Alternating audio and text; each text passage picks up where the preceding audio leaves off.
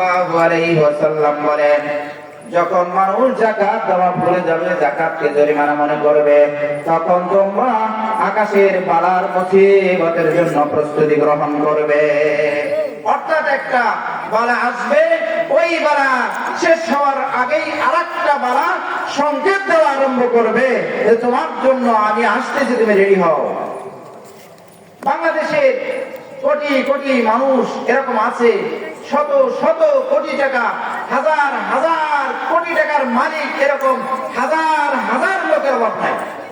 আমি অল্প কয়েকজন কথা, তিনজন লোকের কথা বলবো যে এরা কত টাকার মালিক। প্রধানমন্ত্রী, অতীতের প্রধানমন্ত্রীর কথা বাদ দিলাম, আপনার এস আলম গ্রুপের মালিক 3-4 দিন আগে পত্রিকায় আসছে। শিক্ষিত ভাইরা, আপনারা যারা পত্রিকা পড়ছেন দেখছেন যে সে 10,500 কোটি টাকা ব্যাংক থেকে আত্মসাৎ করছে। এই যে 3-4 দিন আগে পত্রিকা আসছে।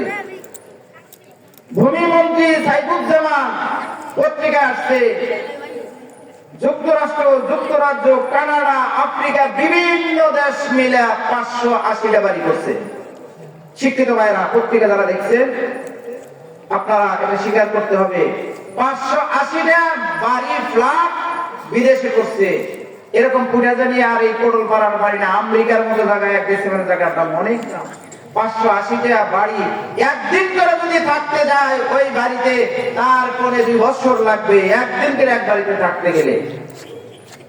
এত বাড়ির মালিক। এখন এর জাকাতের না কত হাজার টাকা, এটা দেখার বিষয়। আমি যেটা বুঝাইতে চাচ্ছি, আচ্ছা এটাও রাখলাম।